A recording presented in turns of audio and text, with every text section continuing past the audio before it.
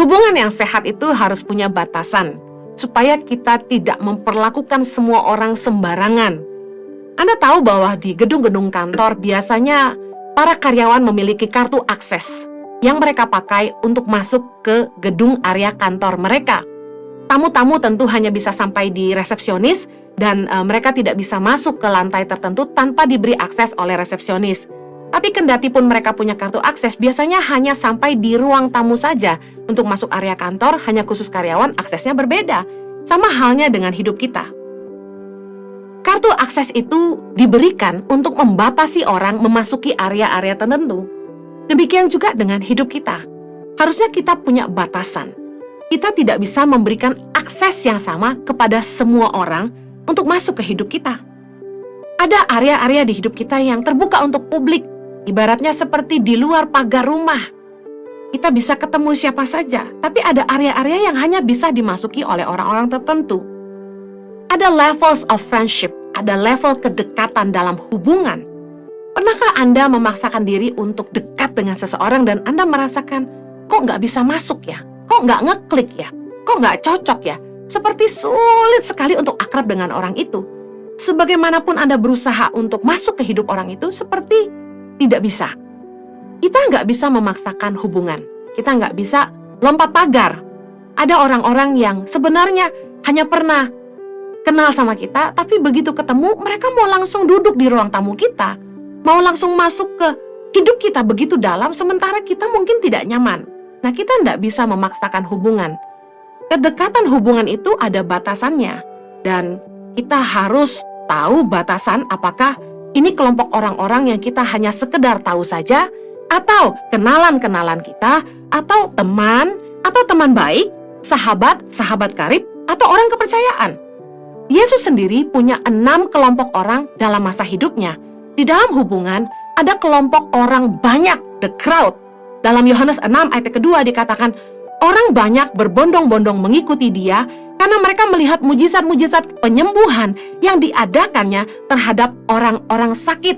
Kemanapun Yesus pergi, selalu ada the crowd, kelompok orang banyak yang mengikuti Yesus untuk mendengarkan pengajarannya, untuk disembuhkan oleh Yesus, untuk mengalami mujizatnya, atau hanya ingin sekedar melihat kesembuhan dan mujizat-mujizat yang Yesus lakukan. Ada the crowd, orang-orang yang cukup jauh tapi mereka sangat dekat dengan Yesus, tapi Yesus tidak terlalu mengenal mereka secara individu.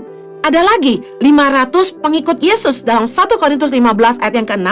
Dalam Alkitab bahasa Indonesia sehari-hari dikatakan gini, setelah itu ia menunjukkan diri pula kepada lebih dari 500 pengikutnya sekaligus. Kebanyakan dari orang-orang itu masih hidup sekarang, hanya beberapa orang yang sudah meninggal. Ada lagi 70 murid Yesus, Lukas 10 ayat 1. Kemudian daripada itu Tuhan menunjuk 70 murid yang lain, lalu mengutus mereka berdua-dua mendahuluinya ke setiap kota dan tempat yang hendak dikunjunginya. Nah, ada lagi yang lebih intim, 12 murid Yesus. Lukas 6 ayat 13. Ketika hari siang ia memanggil murid-muridnya kepadanya, lalu memilih dari antara mereka 12 orang yang disebutnya rasul. Inilah 12 murid Yesus yang sangat terkenal. Kemudian dari 12 murid lagi ada hubungan batasan yang lebih intim lagi dengan Yesus, yaitu 3 murid terdekat Yesus, yaitu Petrus, Yakobus, dan Yohanes. Ada di 3 ayat yang akan saya bacakan, di mana di Taman Getsemani, di dalam Markus 14 ayat 32-33, Yesus hanya membawa Petrus, Yakobus, dan Yohanes ke Taman Getsemani ketika dia mau berdoa. Kemudian di Lukas 8 ayat 51, di rumah Yairus, ketika Yesus membangkitkan anak Yairus yang mati, ia hanya memperbolehkan Petrus, Yohanes, dan Yakobus yang masuk bersama-sama dengan Yesus. Kemudian di Lukas 9 ayat 28-30, ketika Yesus dimuliakan di atas gunung, Yesus hanya membawa Petrus, Yohanes, Yakobus untuk naik ke atas gunung dan berdoa. Dilihat dari 3 ayat ini, ada 3 murid yang paling dekat dengan Yesus dari antara 12. Tapi tahukah Anda, ada 1 murid Yesus yang paling dekat dengan Yesus dan kata firman Tuhan paling dikasihinya, yaitu dalam Yohanes 13 ayat 23. Seorang di antara murid Yesus, yaitu murid yang dikasihinya, bersandar dekat kepadanya di sebelah kanannya. Wow. Dalam hidup Yesus sendiri ada batasan dalam hubungan. Ada beberapa kelompok orang yang punya hubungan dengan level batasan yang berbeda dengan Yesus. Ada orang banyak, ada 500 pengikut Yesus, ada 70 murid Yesus, ada 12 murid Yesus, dan ada 3 murid Yesus. Kemudian ada satu murid yang paling dekat dengan Yesus, yaitu Yohanes. Level kedekatan dalam hubungan ini saya gambarkan seperti orang-orang yang cukup ada di luar pagar rumah kita. Kemudian juga ada orang-orang yang mungkin kita bisa persilahkan masuk ke halaman. Ada orang-orang yang mungkin kita akan undang masuk ke ruang tamu. Tapi mungkin ada yang lebih lagi, kita undang mereka makan bersama keluarga di rumah kita. Dan kemudian ada orang-orang yang kita sampai izinkan menginap di rumah kita. Bahkan ada orang-orang yang kita izinkan masuk ke kamar tidur kita. Nah, step-step level kedekatan dalam hubungan ini tidak boleh dilompati. Kalau dilompati, ini akan jadi hubungan yang tidak sehat. Dan tidak bisa kita berikan kepada semua orang. Karena hubungan yang sehat itu harus ada batasan. Nggak mungkin kita membiarkan semua orang masuk ke rumah kita secara bebas. Tidak mungkin kita memberikan akses yang sama kepada semua orang untuk duduk makan di rumah kita. Tidak mungkin kita membiarkan orang yang tidak kita kenal tidur di rumah kita.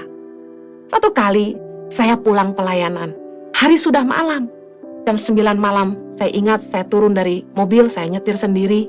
Saya sudah sangat lelah karena saya pelayanan dari jam 6 pagi. Keadaan saat itu sedang hujan gerimis.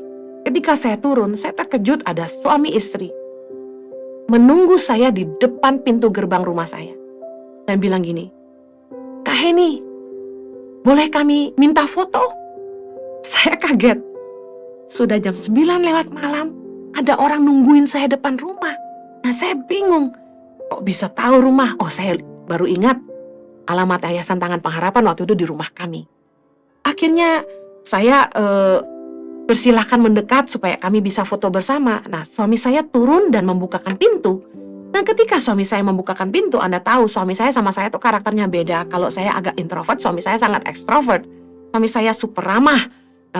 Ketika beliau membukakan pintu, beliau langsung bilang gini, "Silakan masuk." Sementara saya sudah lelah sekali dan saya langsung kasih kode ke suami saya. Mereka cuma minta foto, sayang. Tapi suami saya yang baik hati mempersilahkan mereka masuk ke rumah kami. Akhirnya mereka masuk ke ruang tamu kami. Orang ini saya nggak kenal. Tapi saya bisa paham. Orang-orang yang mendengarkan khotbah saya bertahun-tahun dan mendengarkan semua khotbah saya katanya.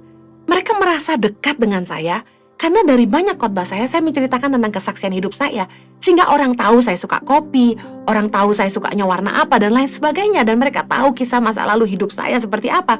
Jadi orang-orang yang mendengarkan khotbah saya terus-menerus, mereka merasakan kedekatan hubungan dengan saya. Sementara yang mereka tidak pahami adalah saya tidak pernah mengenal mereka. Dan sebagai orang yang sebenarnya introvert, saya insecure, merasa tidak aman ketika ada orang yang tidak saya kenal mendatangi rumah saya malam-malam dan kemudian bertamu di rumah saya sementara saya lelah sekali dan mereka bercerita. Mereka tidak tahu saya sudah 15 jam di luar rumah dan mereka ngomong terus sampai kurang lebih jam 11.30 malam mereka masih belum selesai. Aduh, saya sudah capek sekali. Orang yang ekstrovert seperti suami saya, energi itu didapat ketika berkumpul dengan orang banyak. Tapi orang introvert seperti saya, ketemu dengan orang terus itu menyedot energi, sehingga saya merasa lelah sekali. Nah, akhirnya ini jadi sebuah pelajaran, bahwa kita harus mengerti yang namanya batasan dalam hubungan. It's okay untuk orang-orang yang nonton khotbah itu merasa dekat dengan saya, tapi juga harus memahami bahwa saya tidak mengenal mereka. Harusnya mereka tahu batasannya apa. Kalau mau ketemu harus bikin janji dulu. Harus atur waktu lalu ketemu di mana. Staf saya akan sampaikan, mungkin di meeting room di kantor kami, mungkin di kantor kami. Tidak bisa langsung ke rumah, tunggu di depan pintu seperti itu, sangat mengejutkan.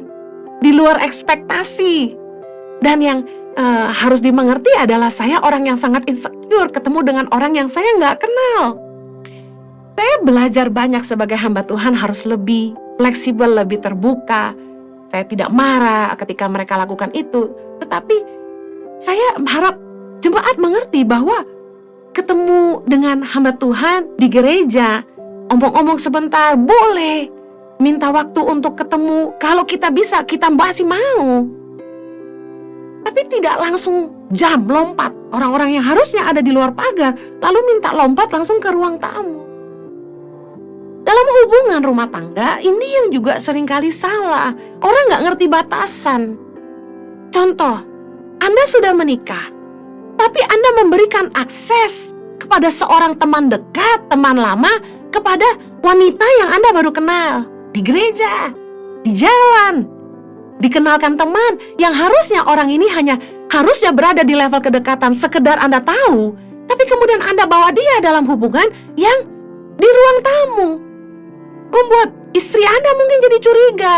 Demikian juga para wanita dalam pernikahan, kita tidak bisa sembarangan kasih akses kedekatan hubungan yang harusnya hanya sekedar kenalan atau teman sampai nginap di rumah kita. Suami Anda bisa marah. Kita harus ngerti perbedaan level kedekatan hubungan dan kita nggak bisa jam, nggak boleh lompat dong. Masa baru kenal udah langsung mau nginap di rumah? Masa baru kenal udah langsung masuk ke kamar tidur kita? Itu nggak sopan, nggak wajar. Kita harus ngerti bahwa kita nggak bisa seenaknya sama orang. Ada boundaries, ada batasan dalam hubungan. Amsal 25 ayat 17 dikatakan gini, janganlah kerap kali datang ke rumah sesamamu supaya jangan ia bosan lalu membencimu. Kalau kita lihat ayat firman Tuhan ini bicara kepada teman-teman, kepada sahabat yang level kedekatannya sudah sangat dekat. Dikatakan oleh Amsal 25 ayat 17, janganlah kerap kali datang ke rumah sesamamu supaya jangan ia bosan lalu membencimu.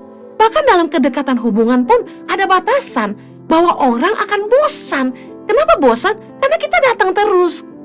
Rumah merupakan hal yang sangat personal, di mana orang itu butuh waktu untuk dirinya dan keluarganya. Mereka butuh me time, mereka butuh istirahat. Rumah bicara perlindungan untuk dirinya dan keluarganya. Rumah bicara tempat istirahat.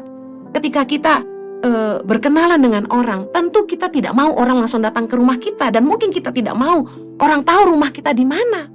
Bisa dibayangkan perasaan saya kalau saya didatangi orang-orang yang saya tidak kenal dan minta main ketemu saya di rumah. Saya punya anak-anak yang saya harus lindungi juga. Saya harus menghargai privasi anak-anak saya. Rumah kami kecil. Kalau ada orang bertamu, otomatis anak-anak saya nggak bisa turun makan di meja makan yang notabene hanya di depan ruang tamu. Kalau orang mau janji ketemu, kami biasanya ketemu di kantor kami di Yayasan Tangan Pengharapan. Anda bisa search alamatnya di Google. Kalau ada di Google berarti terbuka untuk umum.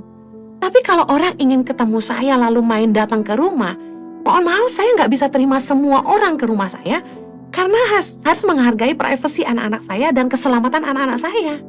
Mereka juga mau turun makan siang, makan malam, dan itu tidak bisa kalau ada tamu. Kan tidak nyaman. Nah, kita harus belajar bahwa hidup kita tuh ibarat rumah yang kita nggak bisa buka buat semua orang. Ada batasan dalam pacaran. Sebagai perempuan, harus memberikan batasan-batasan yang jelas di dalam pacaran, di dalam dating. Apa yang boleh dan tidak boleh dilakukan oleh pasangan Anda. Anda harus bangun sebuah batasan, boundaries in relationship, supaya nilai penghargaan itu tidak hilang. Dalam 1 Korintus 13 ayat yang keempat dikatakan kasih itu sabar. Jadi harusnya pasanganmu mau tunggu, kalau belum waktunya, jangan nyosor dulu. Kasih itu murah hati, ia tidak cemburu, ia tidak memegahkan diri dan tidak sombong, ia tidak melakukan yang tidak sopan dan tidak mencari keuntungan diri sendiri.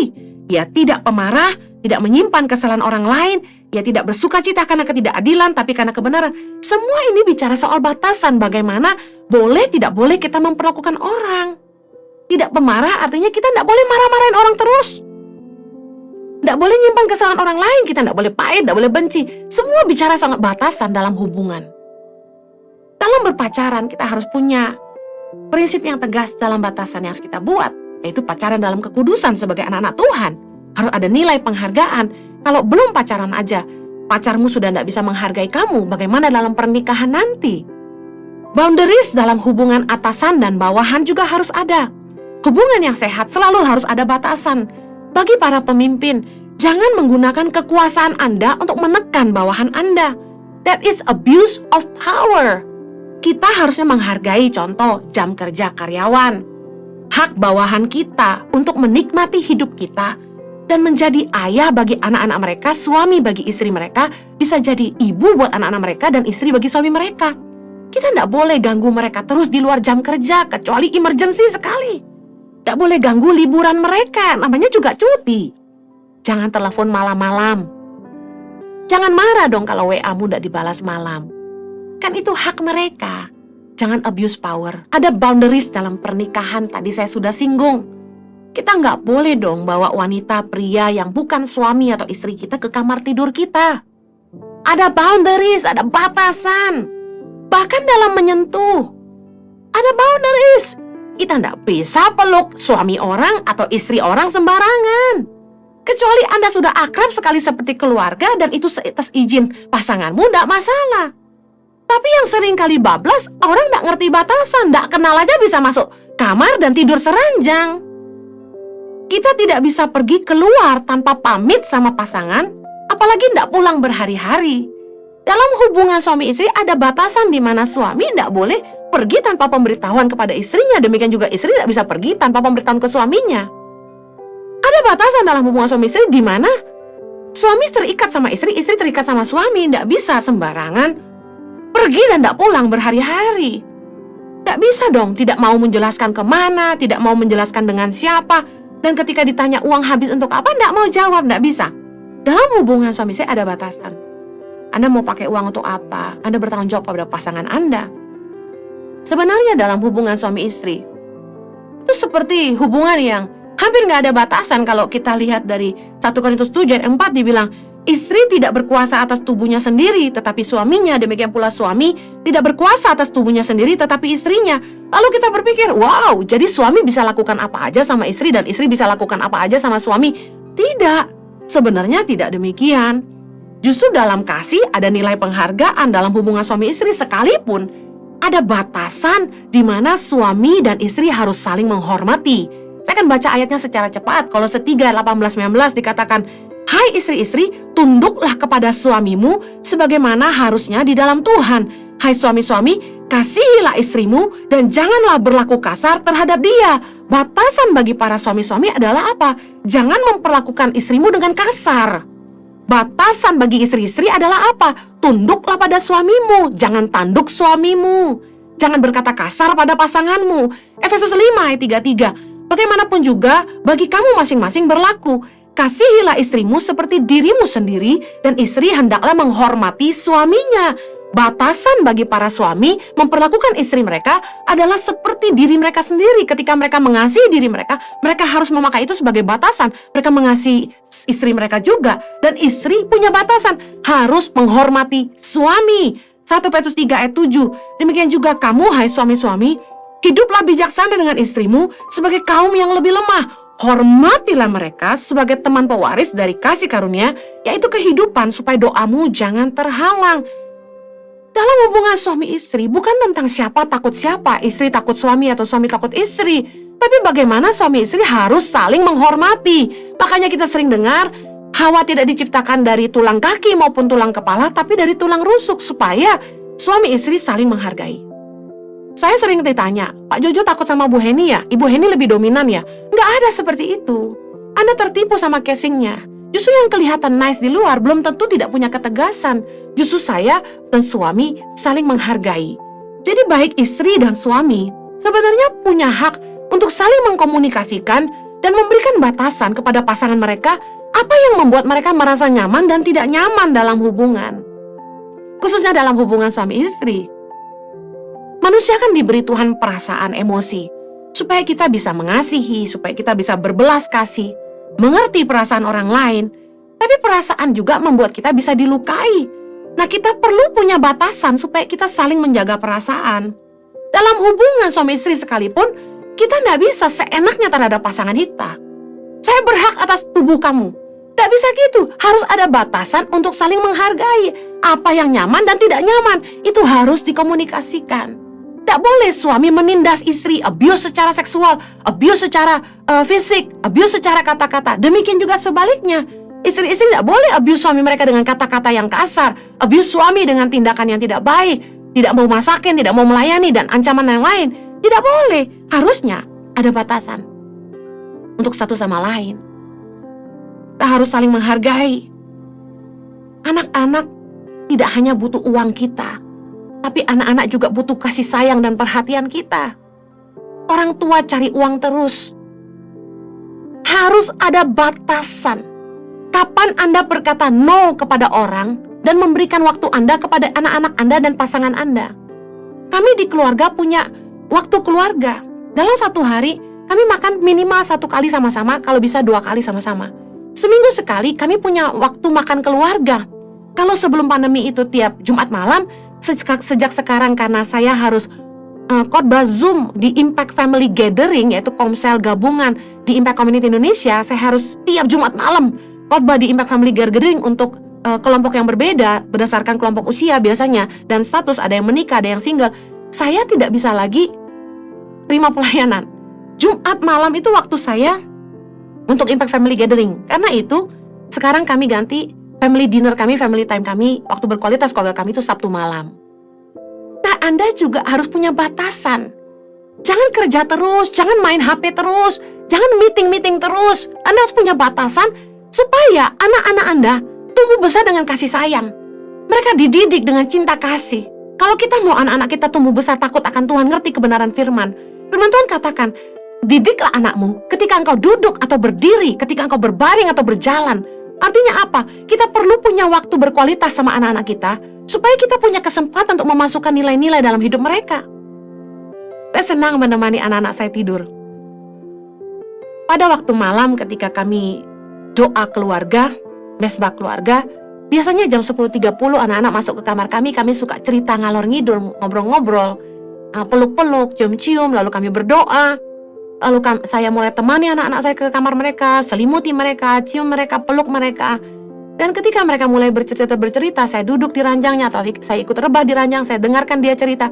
Lalu di situ saya mulai memasukkan nilai-nilai. Justru ketika anak-anak kita mulai ajak kita ngobrol, itu kesempatan kita bagikan kebenaran firman sama mereka. Bukannya khotbahin mereka. Oke, shalom, duduk dengar khotbah. Enggak gitu. Justru ketika anak saya bikin kesalahan, saya nasihati kebenaran firman. Ketika anak-anak saya mau tidur, saya cerita prinsip-prinsip kebenaran firman Tuhan. Anak-anak kita nggak cuma butuh dididik dalam kecerdasan akademis, tapi mereka juga mesti diajarin kecerdasan emosional, kecerdasan dalam bersosialisasi dengan sesama. Di mana selama ini kita belajar yang namanya ini, toleransi, konsiderasi, empati, sopan santun, sikap hormat, menghargai pendapat orang lain, menghargai hak, kepentingan orang lain, dan menempatkan kepentingan orang lain di atas kepentingan diri sendiri. Semua itu bicara soal batasan dalam hubungan, dan kita hanya bisa mengajarkan itu dengan memberikan keteladanan tentunya.